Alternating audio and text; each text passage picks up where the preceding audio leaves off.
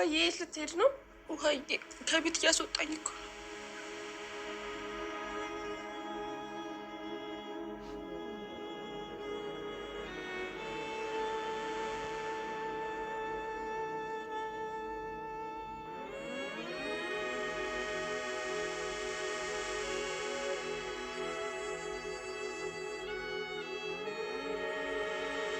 አባዬ ለምን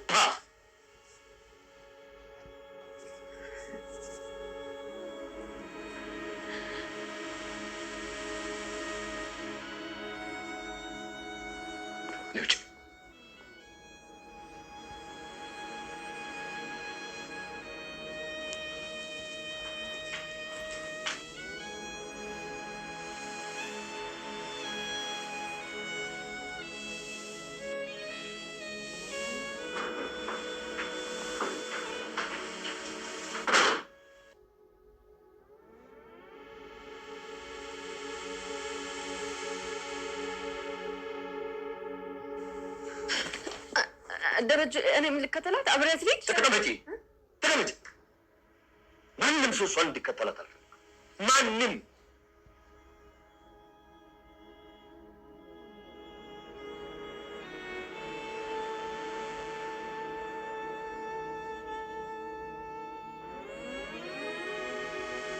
ቻው ቻው አቢጌል ደረጀ እንደዚህ ተናደን ተበሳጭተን ስንሞት ቤቱም ውጩም ሁሉ ነገሩ ሰላሙን ሲያጣ እንግዲህ አቢጌል ዛሬ ከቤት ወጣ ብላለች። ይሄ ነገር በእውነት ትክክለኛ ውሳኔ ነው የሚል ብቻ ላይክ እኔ የምር በጣም ነው ጋሽ ደረጀ ውሳኔ ጋሽ ደረጀ እኮ በጣም ነው እውነት ለልጆቹ ያለው ምናምን በቃ የአባትነት እንትኑ በቃ የምር በጣም ነው የሚመቸኝ ነው የምላችሁ ቤተሰቦቼ። በቃ በጣም ዛሬ ትክክለኛ ውሳኔ ነው የወሰነው። እንግዲህ አቢጌል ደረጀ ምንም በቃ የአእምሮዋ ዝቅጠት የዝቅጠቷ ዝቅጠት እንግዲህ የምታስበውን ሀሳብ አይታችኋል። ከአንዴ 2 3 4 እንግዲህ እስከ ጥግ ድረስ ነበረ የሌለ ሀሳብ ነበር የምታስብ የነበረው ሰው እንግዲህ በመጨረሻም ዛሬ ውሃን መርዛ ልትገላት ነበረ። ያው በእግዚአብሔር እርዳታ ተርፋለች ማለት ነው።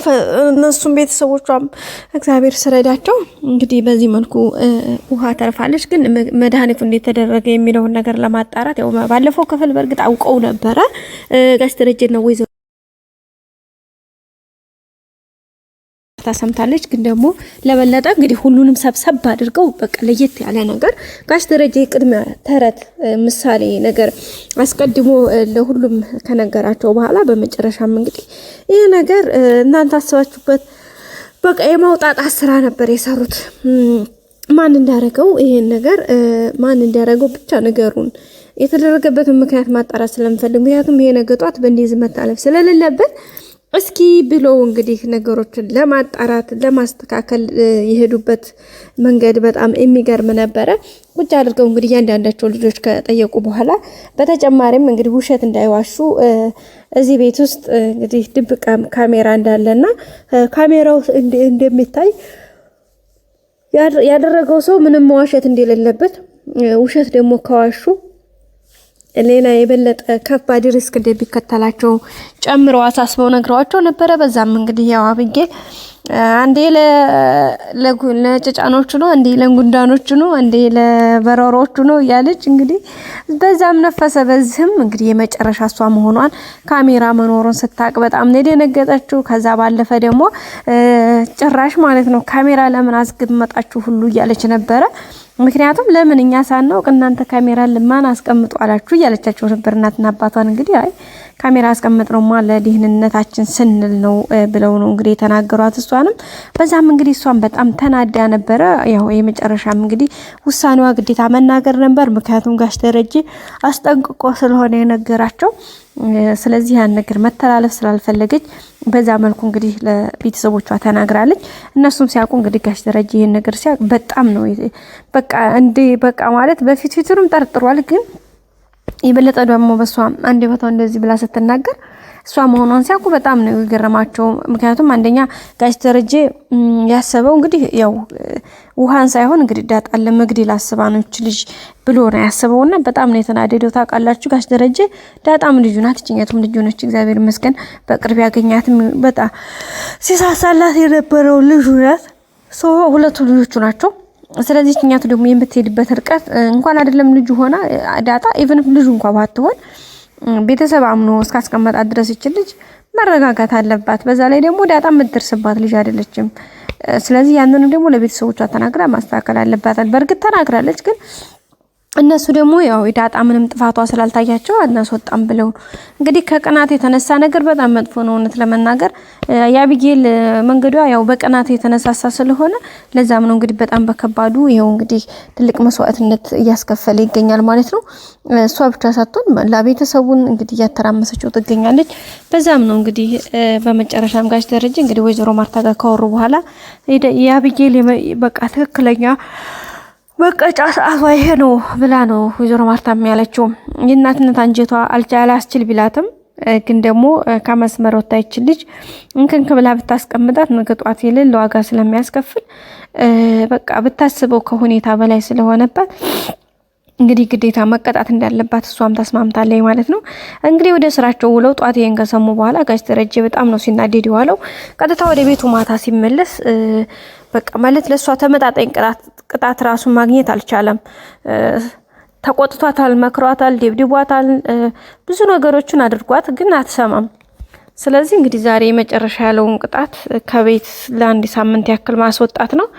እንግዲህ ያንንም ወይዘሮ ማርታና ጋሽ ደረጀ ሲመካከሩ ሰምታ ዳጣ እባክሽ ተነሽ ከዚህ ሂጂ ብትላትም ምን አባሽ አገባሽ ደግሞ አባቴ ነው ምን አባሽ አገባሽ እያለች እንግዲህ ያው የዳጣን ጥላቸዋ እንግዲህ ውሃን የረጫችባት አይታችኋታል ስትታጠብና እንግዲህ ዳጣ ምን አገባኝ ለራስ ተወጩ ብላ ነው በመጨረሻ የሚሄደችው። ከዛ በኋላ እንግዲህ ያው ጋሽ ደረጀ ወይዘሮ ማርታን ልብሷን ብቻ አዘጋጅላት ነው ያላት ማለት ነው። እንግዲህ የዚህ ጊዜ ወይዘሮ ማርታስ በጣም እንደደንገጠችው እባክህ ሌላ ነገር ቅጣት ትቀጣ እንዴት ተቤት ትወጣለች ምናምን ብትልም ወይዘሮ ማርታ አይ ምንም አይነት ጥያቄ እናንተን አታቅርቢ፣ ግዴታ መውጣት አለባት፣ ዝም ብለሽ መቀጣት አለባት ብለሻል አይደለ? ስለዚህ መቀጣት አለባት። ልብሷን አዘጋጅ ብሎ እንግዲህ ልብሷን ይዛ ከዚህ ግድም እንድትጠፋ ከቤት እንድትወጣ ነበር ጋሽ ደረጀ ነገራት። ከዛ ማየ ብትልም የምንም ማየ ነው ማንም ይደርስላት አላገኘችም። እንዲዋዛ እንዲፈዛዛ ብላ የጀመረችው ነገር እንግዲህ ከቤት እስከ ማስወጣት ድረስ አስደርሷታል። እንግዲህ ጋሽ ደረጀ እንደው እድሜ ይስጥህ፣ እንደዛ አይነት አባቶቻችን ረጅም እድሜ ይስጥልን።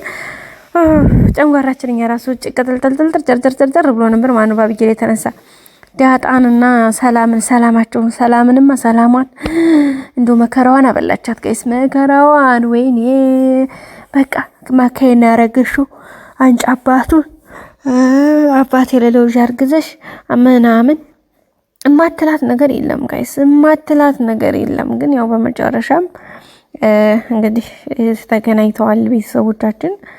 ያው ተነስታ እሷም እንግዲህ ሂዳለች ወጣች። ጋሽ ደረጀም እንግዲህ ከቤት አስወጥቷታል። ሲወጣ እንግዲህ ውሃ እናትየዋም ማለት ሁሉም ሰው በጣም ደንግጧል። ማለት ያው በርግጥ ከባድ ነው አስባችሁታል። ምንም ክፋቷን እንትን ቢል ያው ከቤት አንድ ሰው በዛ ላይ ደግሞ ልጅ ወጣ አታውቅም። ስትወጣ እንግዲህ ወይዘሮ ማርታም ፊቷን አዙራ ነው እንግዲህ ያነባችው። ውሃም ለምን ትወጣለች ብላ በጣም እያለቀሰች ነበረ። ዳጣ ራሱ በቃ ብሬ ልከተላታለች ምስኪን የት ነው የምትከተርፍሽ ተቀመጫላት ማለት ነው። ጋሽ ደረጀ እንግዲህ እሺ ብላ ቁጭ ነው ያለችው። ምን አማራጭ አለ? እውነት በመውጣቷማ ደስ ብሎናል ዛሬ። ሰላማችንን ያገኘነው እቺ ተንከሲስ ለትዴፋን እኮ ጋይስ ትዴፋን እንግዲህ አሁንም ተመለሳለች። እንግዲህ እሷ ዙሮ ለዚህ ለአንድ 2 ቀን 3 ቀን እዛች ኳጋተር ተፈለገች። ያ ማን ነው የህንድ ጣዖት የሚጠራው ማለት ነው። እሱ ጋር ትሄድና ተሰንብት። እንግዲህ ያው አቢጌልን ሸኝተናል ሰሞኑን። እንግዲህ ያው ቀስ ብላ ደግሞ ትመለሳለች። እስከዛ ግን ያው አሪፍ ሰላም ይኖረዋል ቤቱ። በዛ አጋጣሚ ናታን እና ዳጣ ያው አሪፍ ጊዜ ይኖራቸዋል ማለት ነው። ውድ ቤተሰቦች ላይክ ያላደርጋችሁ ላይክ አድርጉ። ቪዲዮውን እስከ መጨረሻ ማየት አሰባስታችሁ ስጡን። አመሰግናለሁ። ላይክ አድርጉኝ። መልካም ጊዜ